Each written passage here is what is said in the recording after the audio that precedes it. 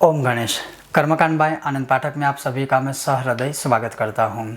20 सितंबर बुधवार, ऋषि पंचमी, बुध पंचमी, गुरु पंचमी और रक्षा पंचमी, और साथ में उस दिन संवत्सरी पंचमी भी है। और अगर उस दिन का आप पंचांग देखें तो उस दिन अमृत सिद्धि योग भी है। और ऋषि पंचमी बहुत ही कम लोग उसे मनाते हैं या बहुत ही कम लोग इसका व्रत आदि करते हैं, किंतु सही मायने में अगर देखें तो यह व्रत बहुत ही अद्भुत है, श्रेष्ठ है।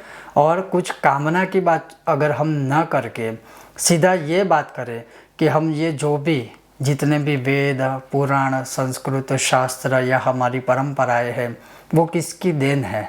वो हमारे ऋषि मुनियों की देन है, जिन्होंने हमें ये दिया है, तभी हम इसको आचरित कर रहे हैं। और इसी वर्ष या इसीलिए यह ऋषि पंचमी का व्रत अवश्य करना चाहिए। और इसमें बाकी व्रतों की तरह विशेष आदि विधान कुछ नहीं होते हैं। बहुत सारी जगह पर प्रांत के अनुसार यह व्रत मनाया जाता है, या घर में महिलाएं करती है, पुरुष भी कर सकते हैं और करना चाहिए।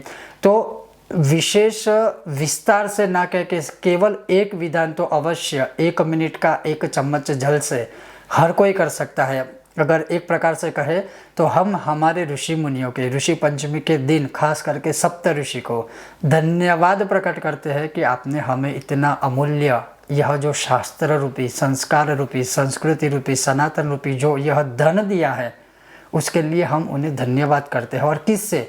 केवल 1 चम्मच जल से। क्यों नहीं कर सकते? कौन नहीं कर सकता? हम सब कर सकते हैं।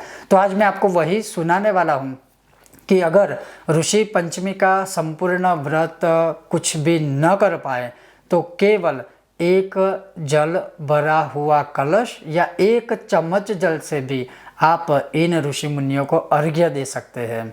बहुत पुण्य की प्राप्ति होती है। तो अगर आपको यह विषय वीडियो पसंद आए तो लाइक कीजिएगा, शेयर कीजिएगा, चैनल पर नए हो तो सब्सक्राइब करके घंटी का आइकॉन अवश्य दबाइएगा। तो चलिए शुरू करते हैं। वैसे तो ब्रह्म पुराण, भविष्य पुराण, स्कंद पुराण और जितने भी व्रत के ग्रंथ इसमें सारे प्रमाण इसमें दिए है कि जैसे भाद्रपद शुक्ल पंचमी को ऋषि पंचमी कहा जाता है, अमावस्यांत माह अगर हम गिने तो, और उस दिन उसे ऋषि पंचमी कहा जाता है। और जैसे मैंने कहा गुरु पंचमी कहा जाता है, रक्षा पंचमी भी कहा जाता है, और कभी कभी ऐसा योग भी बन जाता है जैसे इस बार अमृत सिद्धि भी योग है। उस दिन क्या होता है तो बेसिकली सामान्य रूप से घर में जो महिलाएं होती है, स्त्रियां होती है या लड़कियां होती है, या और पुरुष भी कर सकते हैं कि प्रातः काल तीर्थों में स्नान आदि करके या घर में ही जब स्नान करते हैं तब तीर्थ का स्मरण आदि करके, जैसे हर कोई व्रत के लिए हम चौका करते हैं, लेपन आदि करते हैं, हल्दी से भी हम लेपन करते हैं जमीन के ऊपर, और उससे पूर्व उसके ऊपर गोमय या गौमूत्र का छिड़काव करते हैं। ये बेसिक प्रोसेस करते हैं। आज के ज़माने के अनुसार बात करूँ तो जैसे एक चौकी लगाते हैं, चौकी के ऊपर सफ़ेद या लाल कपड़ा हम बिछाते हैं, उसके ऊपर चावल की ढेरियाँ लगाते हैं। सप्त ऋषि है तो 7 ढेरी भी लगा सकते हैं, उसके ऊपर 1-1 सुपारी रख सकते हैं। 7 ऋषियों के प्रतीक के स्वरूप में उन सुपारियों के ऊपर जैसे टीका लगाया, अक्षत चढ़ाए, फिर उसके ऊपर पुष्प अर्पण किए, पुष्प की माला अर्पण की, फिर चाहे तो आप स्नान, अभिषेक आदि भी करवा सकते हैं। जो सामान्य पूजा का प्रकार होता है मैं उसकी बात करता हूँ।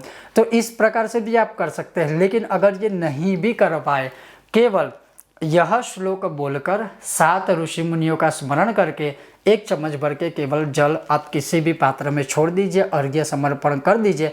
वह जो जल है वो किसी पवित्र जगह पर आप विसर्जित कर सकते हो। बस इतना ही करना है।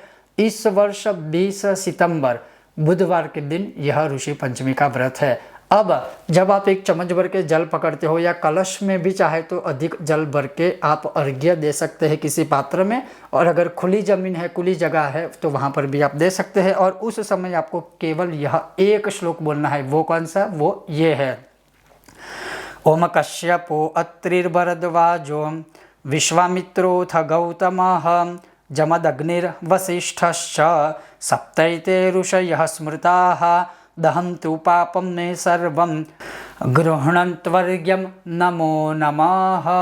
बस यह एक श्लोक है।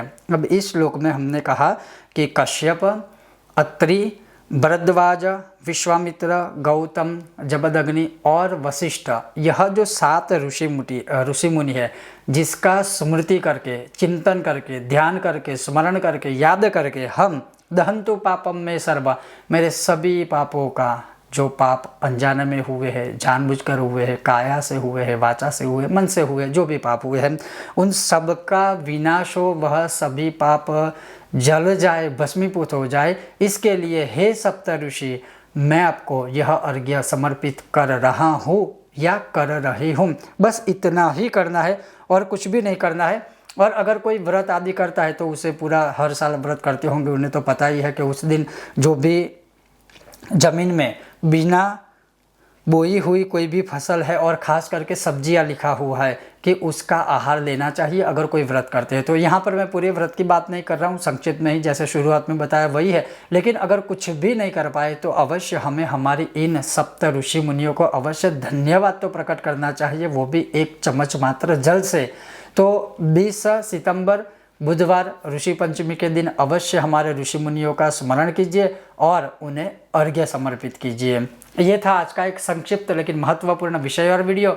आपको यह विषय वीडियो कैसा लगा मुझे बताइएगा, और अगर आपको यह विषय वीडियो पसंद आया हो तो लाइक कीजिएगा, शेयर कीजिएगा, चैनल पर नए हो तो सब्सक्राइब करके घंटी का आइकन अवश्य दबाइएगा। बहुत जल्द मिलते हैं नए विषय और वीडियो के साथ। देखते रहिए कर्मकांड बाय आनंद पाठक। ओम गणेश हर हर महादेव। ओम सप्तर्षये नमः।